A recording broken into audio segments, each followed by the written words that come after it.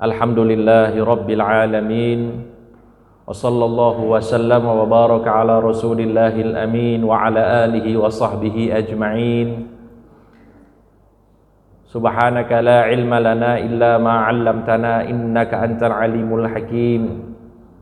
Allahumma anfa'na bima 'allamtana wa 'allimna ma yanfa'una wa zidna ilman wa 'amalan wa ikhlasahuma wa dawamahuma bi rahmatika ya arhamar rahimin. Rabbi shrah li sadri wa yassir li amri wahlul 'uqdatam min lisani yafqahu qawli wa saddid lisani wahdi qalbi bihaqqi sayyidina Muhammad sallallahu alaihi wasallam.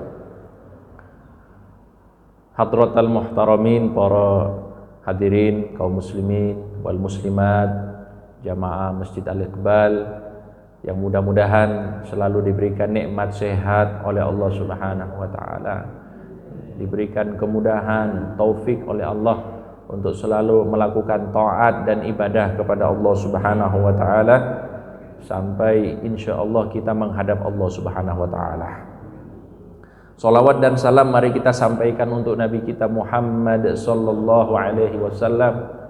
Beliau adalah suri tauladan kita yang malam hari ini insyaallah kita akan melanjutkan pengajian tentang beliau, perjalanan hidup beliau yang sudah kita bahas hingga saat ini, periode Madinah, yaitu setelah hijrahnya Nabi Muhammad SAW, dan apa saja peristiwa-peristiwa yang beliau alami dan bagaimana sikap-sikap beliau terhadap peristiwa-peristiwa tersebut, yang mana itu insya Allah bisa menjadi pedoman hidup kita semuanya dalam hidup di dunia ini.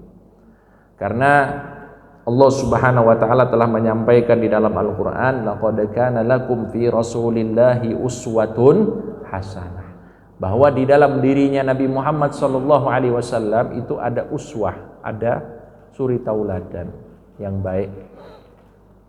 Dan itu bukan hanya berkaitan dengan ibadahnya saja, bukan berkaitan dengan akhlaknya saja, tapi juga sikap-sikap yang diambil oleh Rasulullah juga ini adalah contoh untuk kita. Karena Nabi Muhammad SAW dalam bersikap itu pasti itu berdasarkan arahan dari Allah Subhanahu wa taala. Dalam berucap juga demikian. Nabi Muhammad SAW itu tidak berkata-kata atas dasar hawa nafsunya, atas dasar kepentingan. Ini agak sedikit beda dengan kita bapak-bapak, ibu-ibu. Kalau kita itu bicara kadang-kadang tulus, kebanyakan banyak kepentingan. Gini apa nggih? Yang bilang nggih pokoknya jujur nih ke orangnya. Ada maunya, biasanya kita kalau bicara sama orang itu ada kepentingannya. Tapi kalau Nabi Muhammad SAW, beliau telah diberikan oleh Allah Subhanahu wa taala sebuah tazkiyah, sebuah apa istilahnya? Ya, beliau itu sudah dinobatkan oleh Allah sebagai orang yang tidak berbicara atas dasar hawa nafsunya. Wa ma yantiqu 'anil hawa in huwa illa wahyu yuha. Beliau Nabi Muhammad SAW itu kalau bicara tidak berdasarkan hawa nafsu, tapi itu adalah berdasarkan wahyu yang diturunkan oleh Allah Subhanahu wa taala kepada Nabi Muhammad sallallahu alaihi wasallam. Makanya insyaallah pada kesempatan ini judul kita yang akan kita bahas adalah Ijla'u Bani Nadhir. Pengusiran kelompok orang Yahudi yang ada di Madinah, yang mana mereka ini dikenal dengan Bani Nadhir atau suku Bani Nadhir, suku Nadhir. Jadi hadirin yang dirahmati Allah, ini ada kaitannya dengan yang sebelumnya yang kita bahas. Jadi sebelumnya itu kan kita membahas ada dua pembantaian. Pembantaian yang dilakukan oleh orang-orang musyrikin kepada kaum muslimin pada saat itu. Pembantaian yang pertama yaitu Yaumur Raji', yang mana Nabi Muhammad SAW diminta pada beliau agar mengutus ustadz-ustadz dari kalangan sahabat untuk mengajar di salah satu suku. Tapi ternyata beberapa orang sahabat ini di perjalanan dibantai. Ya, termasuk yang sudah kita bahas, Khubayb bin Adi, Zaid bin Dathinnah, yang mana kisah-kisahnya itu yang sudah kita perdengarkan dan juga sudah kita ambil hikmahnya, bagaimana mereka berakhlak sebagaimana yang diajarkan oleh Nabi Muhammad SAW meskipun sudah dihadapkan dengan kematian. Kemudian yang kedua, ada peristiwa yang disebut dengan Bi'ru Ma'unah. Bi'ru Ma'unah ini yaitu tempat di mana ada 70 sahabat Nabi Muhammad SAW yang mana mereka ini para penghafal Al-Quran. Artinya ini sahabat-sahabat pilihan. Sebab kalau yang ada di zaman dulu, orang itu kalau banyak baca Al-Quran, banyak hafal Al-Quran, pasti ilmu agamanya banyak. Sahabat ini, yang 70 ini, mereka ini dibantai. Tapi dari semua yang dibantai, ternyata ada satu orang yang selamat. Masih ingat kisahnya bapak-bapak, ibu-ibu? Ini soalnya liburnya 2 minggu, jadi banyak yang lupa. Liburnya 2 minggu, soalnya Ustadz Habibie 2 kali ngisi, saya ingat. Jadi dari 70 sahabat ini, ada satu orang yang selamat. Nah, dia selamat dan dia pergi ke kota Madinah, ingin menyelamatkan diri, ingin melaporkan kejadian ini kepada Nabi Muhammad SAW. Di perjalanan ternyata apa yang terjadi, hadirin yang dirahmati Allah, dia berjumpa dengan 2 orang.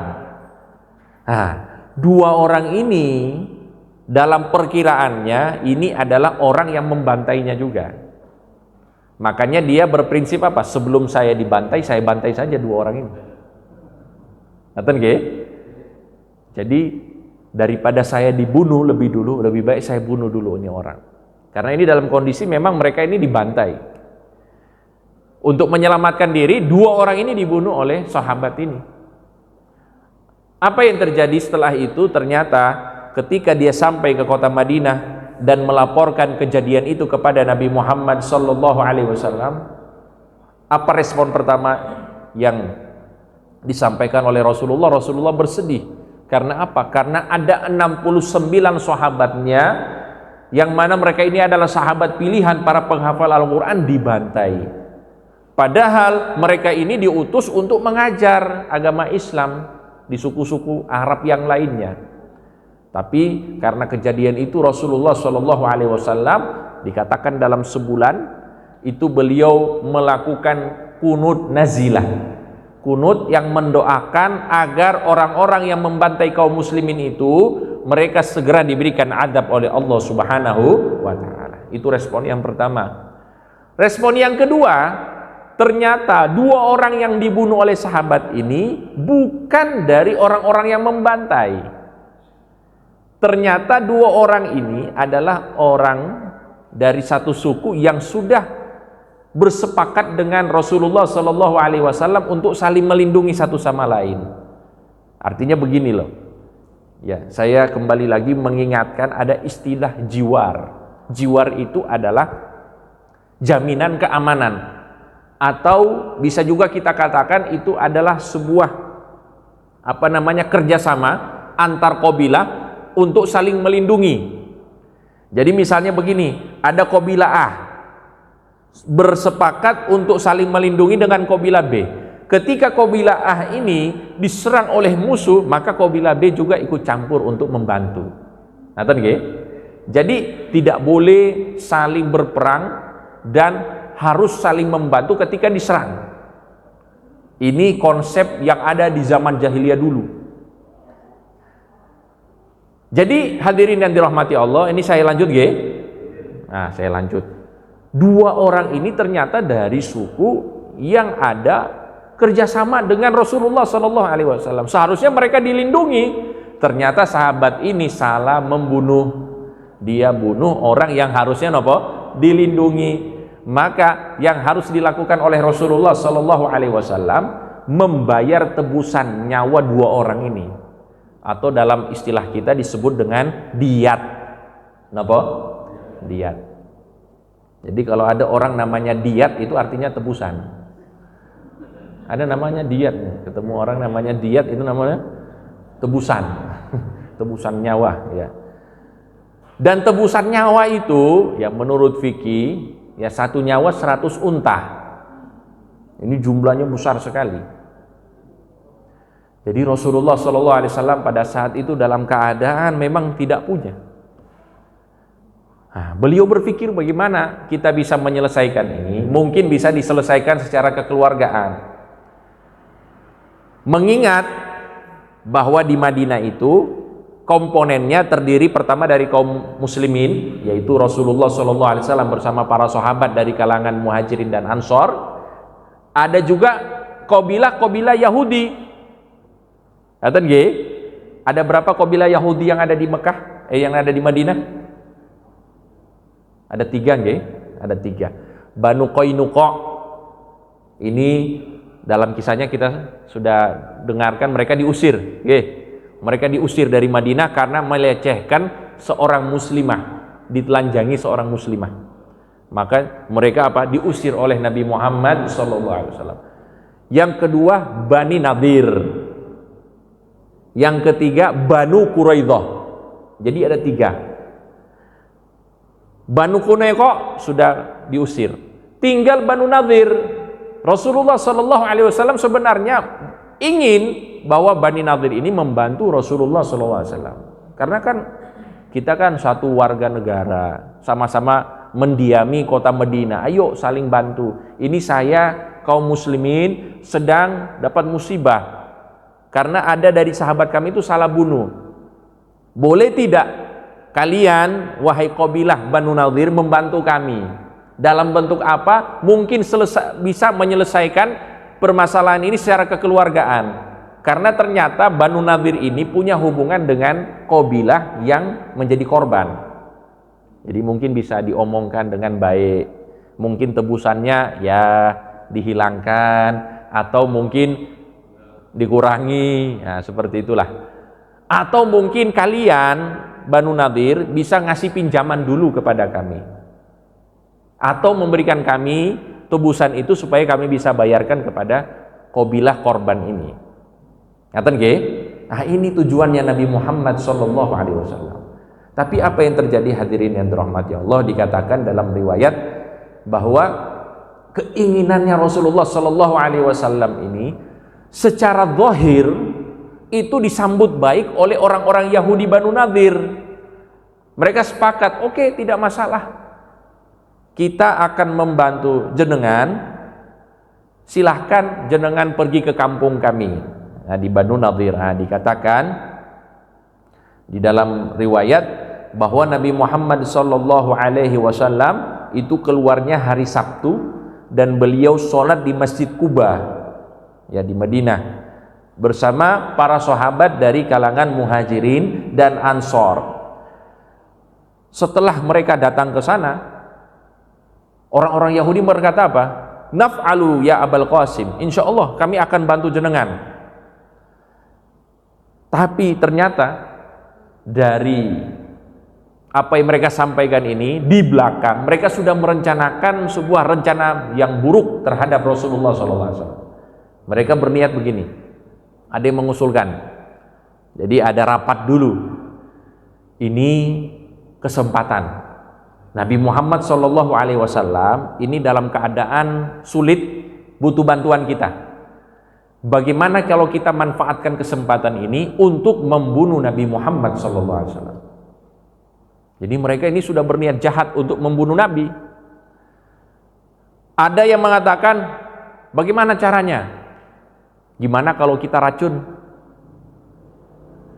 Ada yang mengatakan, bagaimana kalau misalnya Nabi Muhammad SAW ini diarahkan di satu bangunan, nanti dia menawarkan diri, akan berdiri di atas bangunan itu dan yang akan melemparkan batu yang besar ke atas kepalanya Nabi Muhammad SAW. Na'udzubillahi min.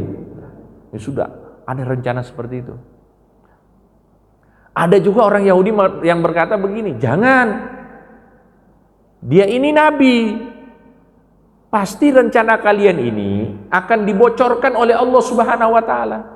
Jadi orang-orang Yahudi itu sebenarnya yakin dengan Nabi Muhammad SAW. Cuma mereka sombong. Mereka merasa sebagai ras tertinggi di dunia ini. Sehingga apa? Mana mungkin kami itu berada di bawah orang-orang yang ada di bawah ras kami.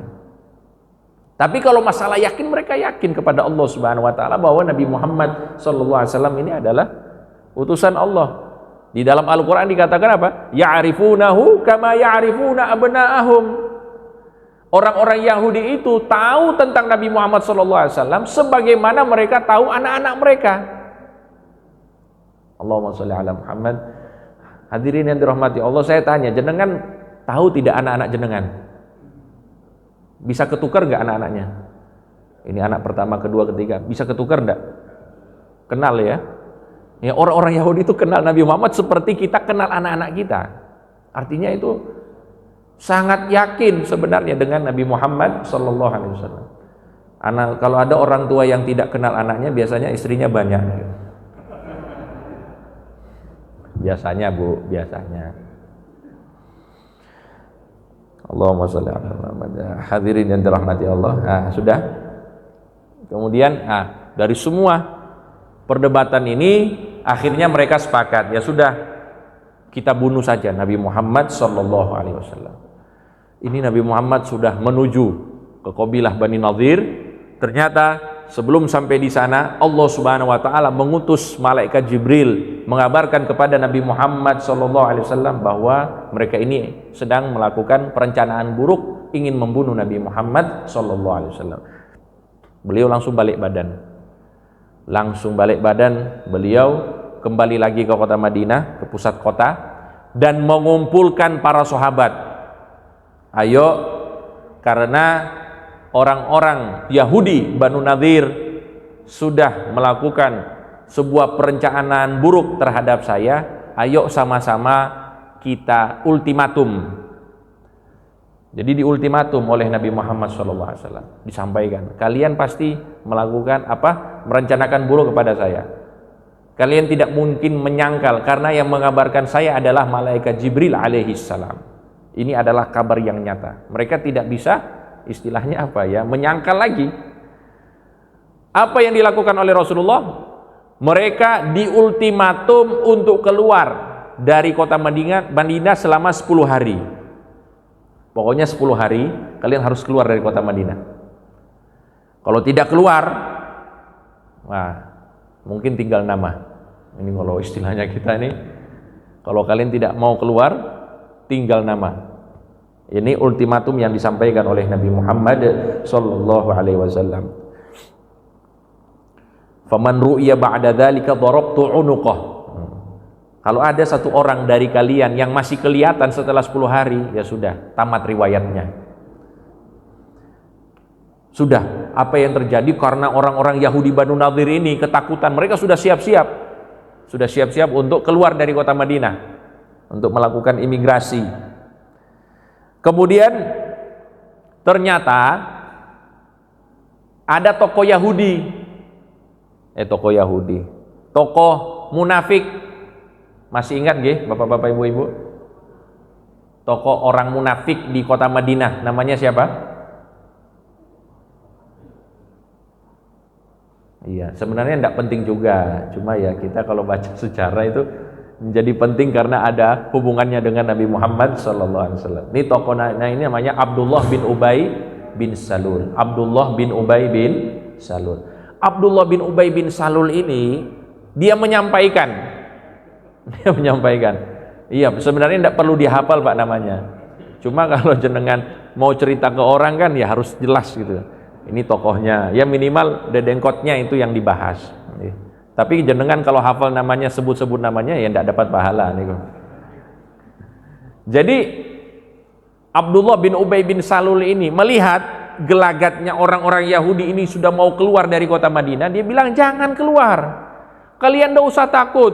Aku, masya Allah, saya ini punya pasukan, jumlahnya 2.000 sampai 3.000. Tenang kalian, kalau kalian diserang oleh Nabi Muhammad SAW, kami akan bersama kalian.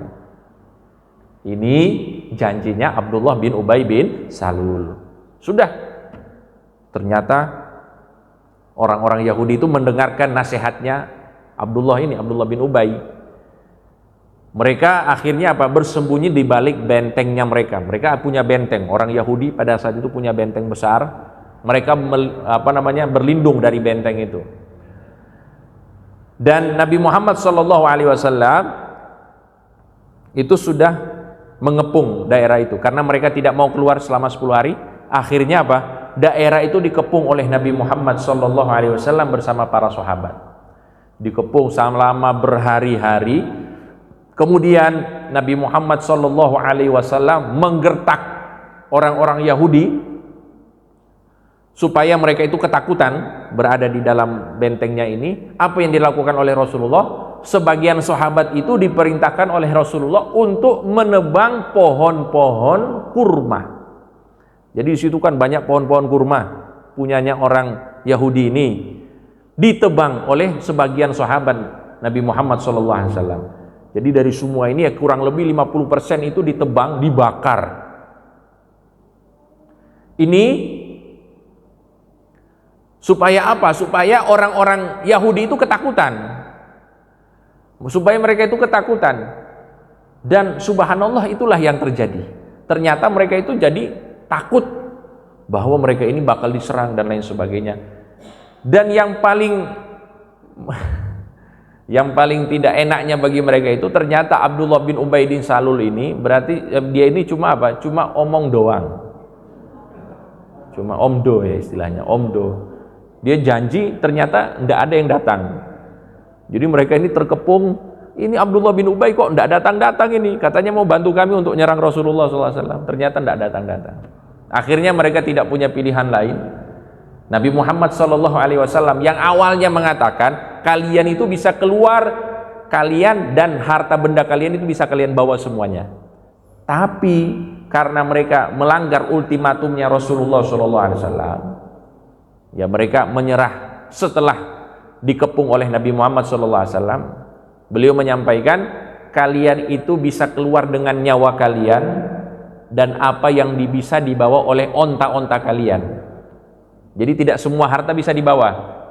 Yang bisa dimuat itu yang boleh dibawa. Yang tidak dimuat itu ditinggalkan. Ngaten nggih? Nah, dalam riwayat itu sampai mohon maaf, pintu itu apa namanya?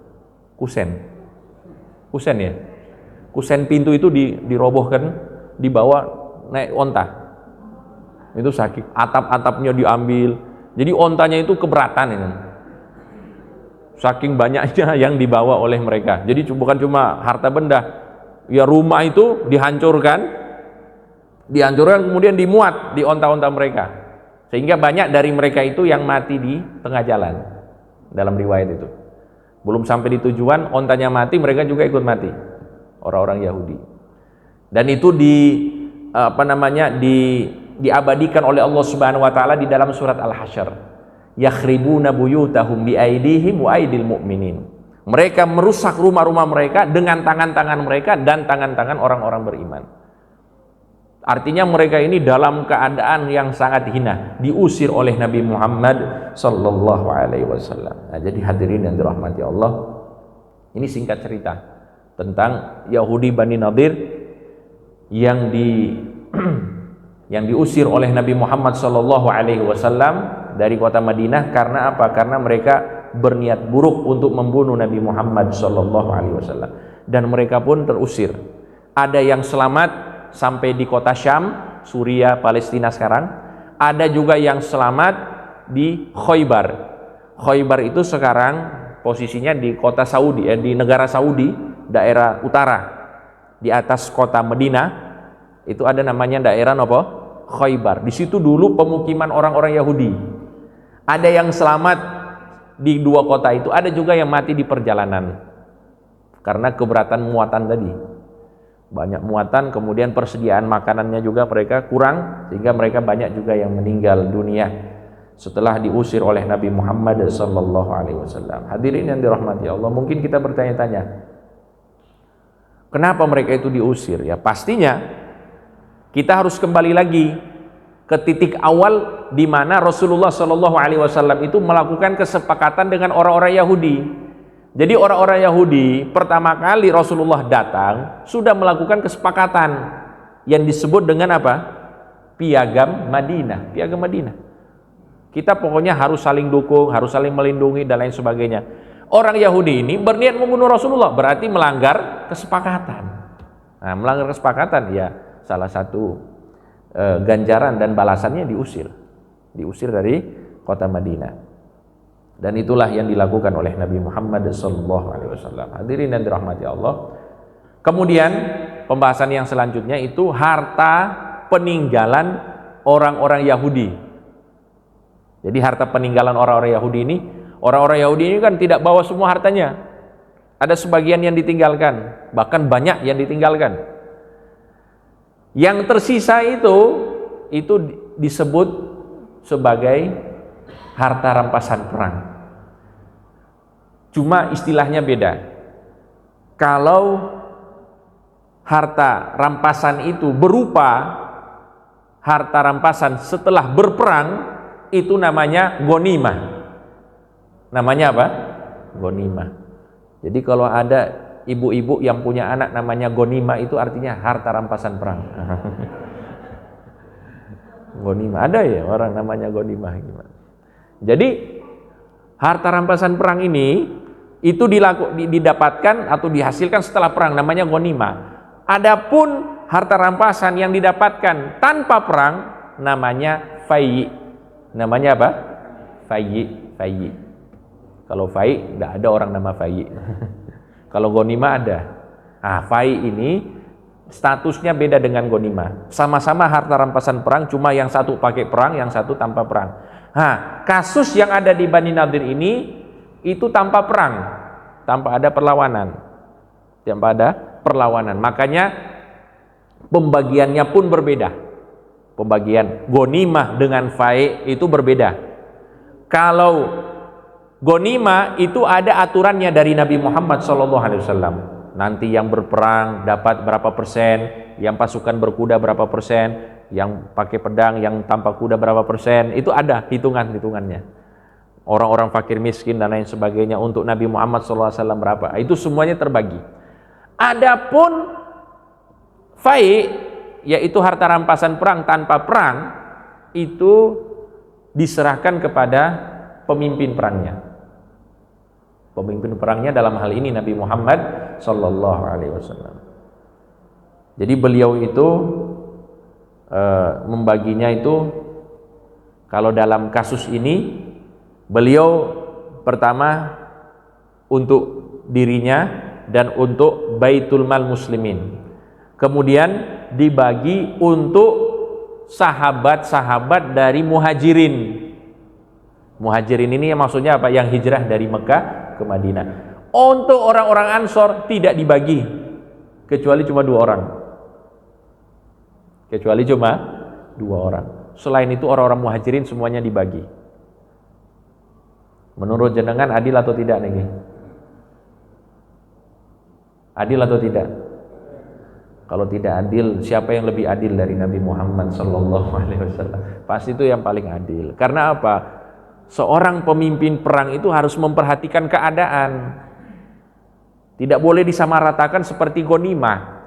Karena ini tidak ada perang, tidak ada yang dikorbankan oleh para sahabat, maka Rasulullah SAW membaginya sesuai dengan maslahat dan kebutuhan. Orang-orang pada saat itu yang paling membutuhkan Muhajirin atau Ansor? Muhajirin. Orang-orang miskin itu kebanyakan Muhajirin. Makanya dibagi oleh Nabi Muhammad SAW sesuai maslahat dan kebutuhan pada saat itu. Makanya itu perbedaannya. Mungkin kalau jenengan istilahnya ini harta rampasan perang itu dibagi 2, nggih. Ghanimah itu dengan perang, fai' itu tanpa perang, ya, sebagaimana yang disampaikan oleh Allah Subhanahu wa taala di dalam Al-Qur'an. Kalau jenengan ingin memperdalam kisah tentang Banu Nadir ini, silakan baca surat Al-Hasyr. Surat apa? Al-Hasyr. Surat Al-Hasyr itu setelah surat Al-Hadid, juz 28. Jenengan baca itu, nanti baca artinya, itu ada penjelasan secara rinci bagaimana proses pengusiran orang-orang Yahudi dari Madinah oleh Nabi Muhammad sallallahu alaihi wasallam. Nah, jadi itu insyaallah saya rasa cukup pembahasan untuk hari ini, malam ini. Mudah-mudahan manfaat untuk kita semuanya. Nah, satu ini lagi ya, satu manfaat lagi. Satu lagi nggih ibu-ibu? Ibu-ibunya sudah gelisah saya lihat ini. Nah, jadi kenapa pembagian ini harus berdasarkan maslahat? Jadi gini, di dalam surat Al-Hasyr juga itu disebutkan apa? Ma'afa Allahu ala rasulihi min ahlil qura falillahi. Jadi pembagiannya untuk Allah. Untuk Allah itu artinya untuk kemaslahatan. Walir rasuli dan untuk rasulnya. Walidil qurba dan kerabatnya Rasulullah. Wal yatama dan anak-anak yatim. Wal masakin dan anak-anak dan orang-orang miskin. Wabnas sabil dan orang-orang yang berjuang di jalan Allah Subhanahu wa taala atau yang tidak memiliki rumah, tidak memiliki kampung. Kaila yakuna dulatan bainal agniya'i minkum, supaya apa? Supaya harta dan perputaran harta uang ini tidak melulu di tangan-tangannya orang-orang kaya saja. Jadi dibuat apa? Merata. Kalau dalam sistem kita sekarang ini kan uang itu banyak dimiliki siapa, Pak? Orang kaya. Orang kaya makin kaya, orang miskin insya Allah kaya. Insya Allah. Sistem ini di dalam Al-Quran itu sudah diingatkan, kaila yakuna dulatan bainal agniya'i minkum, supaya yang uang ini, kekayaan ini bukan hanya berputar-putar di tangannya orang kaya saja, usahakan juga orang miskin juga merasakan harta. Nah, makanya ada pembagian secara maslahat ini yang dilakukan oleh Nabi Muhammad SAW. Dan semua syariat itu mengarah kepada hal ini. Ya, semua syariat ini mengarahkan pada hal ini. Dan ini disampaikan oleh Syekh Said Ramadan Al-Buti. Ya, contohnya beliau mengatakan intinya ya seperti jual beli, larangan riba dan lain sebagainya, itu semuanya tujuannya supaya apa? Supaya orang-orang itu tidak saling menyusahkan satu sama lain, dan juga liiqamatil adalatil ijtimaiyah, untuk mewujudkan keadilan sosial. Nah, mewujudkan keadilan sosial ini ya termasuk keadilan dalam masalah apa? Masalah harta. Jadi bukan cuma orang-orang kaya saja yang istilahnya yang menguasai harta, tapi semuanya juga itu istilahnya perputarannya itu jelas, ya, perputarannya itu jelas. Dan itulah yang diinginkan oleh Allah Subhanahu wa taala kalau kita mengikuti apa yang diajarkan oleh Nabi kita Muhammad sallallahu alaihi wasallam. Ini saja dari saya, insyaallah manfaat untuk semuanya, dan mudah-mudahan menambahkan cita kita kepada Nabi Muhammad sallallahu alaihi wasallam dan semangat kita untuk mengikuti ajaran-ajaran Nabi Muhammad sallallahu alaihi wasallam. Amin ya rabbal alamin. Amin. Bismillahirrahmanirrahim. Alhamdulillahirabbil alamin. Allahumma shalli wa sallim wa barik ala nabiyyina Muhammadin wa ala alihi wa sahbihi ajma'in. Allahumma ahyina ala sunnati nabiyyina Muhammad sallallahu alaihi wasallam wa amitna ala millatihi wa ahsyurna fi zumratih wa adkhilnal jannata tahta liwa'ih wa awridna hawdahu ya Allah wa shmalna bi syafa'atihi wa jazzi 'anna khaira ma jazaita nabiyyan 'an ummatihi bi rahmatika ya arhamar rahimin. Rabbana atina fid dunya hasanah wa fil akhirati hasanah wa qina adzaban nar. Sallallahu ala sayyidina Muhammadin wa ala alihi wa sahbihi wasallam walhamdulillahi rabbil alamin. Subhanakallahumma wa bihamdika asyhadu an la ilaha illa anta astaghfiruka wa atubu ilaik. Wassalamu alaikum warahmatullahi wabarakatuh.